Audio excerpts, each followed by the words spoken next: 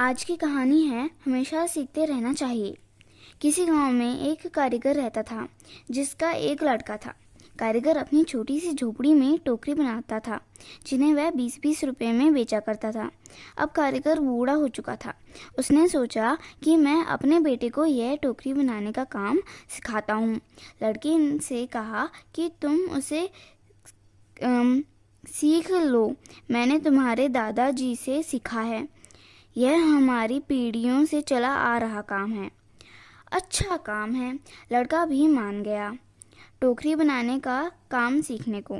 पिताजी ने लड़का को टोकरी बनानी सिखाई और उसे बाजार में बेचकर आने को कहा। लड़का टोकरी को लेकर बाजार गया और बेचकर आया ही था। पिताजी ने पूछा कि उदास क्यों हूँ। लड़का बोला कि मेरी बनाई हुई टोकरी केवल 10 रुपए में ही बिकी। पिताजी ने कहा, चलो कोई बात नहीं, आज तुम्हें और अच्छी टोकरी बनाना सिखाता हूँ। पिताजी ने और अच्छी टोकरी बनाना सिखाई और उसे बाजार में बेचने को कहा। लड़का टोकरी लेकर बाजार गया और अपनी बनाई टोकरी को 15 रुपए में बेचकर आया। लड़का अब भी उदास था। पिताजी ने फिर उदासी का कारण पूछा तो लड़के ने कहा कि टोकरी केवल 15 रुपए में ही बिकी। पिताजी ने कहा, कोई बात नहीं, धीरे धीरे तुम्हारी बनाई हुई टोकरी अच्छे दामों में बिकने लगेगी। तुम्हें अच्छे से टोकरी बनाना सीखते रहो।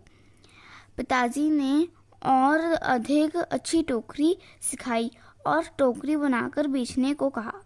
लड़का बाजार गया और उस दिन उसकी टोकरी 30 रुपए में बिक गई। लड़का बहुत खुश हुआ। पिताजी ने पूछा कि आज कितनी रुपए की टोकरी बेची। लड़के ने कहा, आज मेरी बनाई टोकरी 30 रुपए की बिकी है। पिताजी ने यह सब सुनकर लड़के से कहा, बहुत अच्छा है, चलो आज तुम्हें ऐसी टोकरी सिखाऊंगा जो 40 रुपए में बिक सके। लड़के ने कहा, बस पिताजी, आप खुद 20 रुपए की टोकरी बेचते आए हो, आप मुझे 40 की टोकरी बनाना कैसे सिखाओगे? आप रहने दो, आपसे ज़्यादा रुपए की टोकरी तो मैं बनाना जानता हूँ। इतना सुनकर पिताजी ने कहा, ऐसा ही कुछ मैंने भी कहा था जब मेरे पिताजी खुद 15 रुपए की टोकरी बेचते थे और एक दिन मेरी टोकरी 20 रुपए में बिकी। मेरे पिताजी ने मुझे 25 रुपए की टोकरी सिखाने को कहा था तो मैंने भी सीखने के लिए मना कर दिया था और कहा था कि आप खुद 15 की बेचते आए हैं, आपसे ज़्यादा की तो बेचकर आया हूँ। और तब से जीवन भर 20 रुपए की ही टोकरी बेचता रहा, क्योंकि उससे ज़्यादा की टोकरी मैं सीख ही नहीं पाया। और हमें भी अपनी ज़िंदगी में कुछ ना कुछ सीखते रहना चाहिए। अगर आपको ये कहानी अच्छी लगी हो तो लाइक, सब्सक्राइब एंड शेयर करना मत भूलना।